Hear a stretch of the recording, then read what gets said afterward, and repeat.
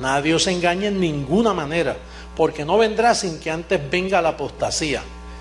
En otras palabras, la apostasía, la falta de la fe, es lo que iba a delatar, que es el tiempo. Y se manifieste el hombre de pecado. ¿Qué significa el hombre de pecado? Esto es un hombre o muchos hombres que enseñan que el pecado está en pie todavía. El hombre de pecado, el hijo de perdición, el cual se opone y se levanta contra todo lo que se llama Dios o objeto de culto, tanto que se sienta en el templo, haciéndose pasar por Dios. Y ahora vosotros sabéis lo que lo detiene, a fin de que a su debido tiempo se manifieste, porque ya está en acción el misterio de la iniquidad, solo que hay quien al presente lo detiene hasta que él a su vez se ha quitado de en medio. Y entonces se manifestará aquel inicuo, a quien el Señor matará con el espíritu de su boca y destruirá con, miren, eso es lo que yo soy, el resplandor. El resplandor, algo que alumbra, que está alumbrando el resplandor de su venida. Y lo estamos echando porque por primera vez ya la gente sabe que no hay pecado. Entonces, ¿cómo se manifestó este misterio? Pues se manifestó por esas cartas que Pablo dijo, mire, tengan cuidado, ni por espíritu, o sea, ni oyendo hablar, ni por carta como si fuera nuestra. Por ejemplo, vamos a mirar a primera carta de Juan, en el verso 8, capítulo 1, verso 8, para que ustedes vean cómo Juan hablaba. Primera carta de Juan. Fíjate que lo que llaman el Evangelio de Juan, o sea, el libro histórico de Juan, aquel fue unos escritos correctos.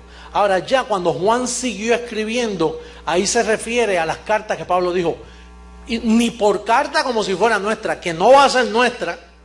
Van a venir unas cartas por ahí que van a escribir y están unidas a la Biblia. Ahora fíjate cómo habla Juan, evidencia, piensa, bendecido. Si decimos que no tenemos pecado, nos engañamos a nosotros mismos y la verdad no está en nosotros. Oye esto, si decimos, atiéndeme bien, si decimos que no tenemos pecado, ¿qué estaba haciendo Juan ahí? Pisoteando la sangre de Jesucristo, porque Juan el Bautista había dicho, he aquí el Cordero de Dios que quita el pecado del mundo. Y entonces después Pablo, murió y lo quitó. Entonces después Pablo dice que nosotros estamos muertos al pecado, ¿no es así? Y entonces vamos a ver, por causa de las visitas y por los que nos ven por internet, lo que sucedió con el pecado, primeramente Romanos 10:4 y luego Romanos 7:8, para que veas cómo el pecado se murió. Romanos 10:4. Porque el fin de la ley es ¿quién? El fin de la ley de Moisés. Cuando Cristo muere, le paga a Moisés, le paga a la ley. ¿Le pagó, sí o no? Entonces la ley tuvo su ¿qué? Su fin. Ahora mira lo que dice Romanos 7:8. Mas el pecado, tomando ocasión por el ¿cómo es que el pecado entra? Por el mandamiento. Produjo en mí toda codicia, porque sin la ley el pecado está ¿qué? Piensa, bendecido. ¿Tú me estás siguiendo? Dice, porque sin la ley, ¿qué le sucedió a la ley? Que Cristo le puso ¿qué? Fin.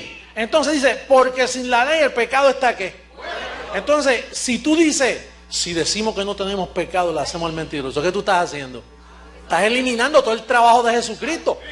Esos apóstoles dicen, oh Jesucristo, oh bendito Cristo, nuestro amado Cristo, oh cómo aman a Cristo, mira cómo se tiran de rodillas. Pero entonces dicen, pero pase a confesar sus pecados. Entonces a la misma vez están negándolo. Por eso es que es el misterio de la iniquidad.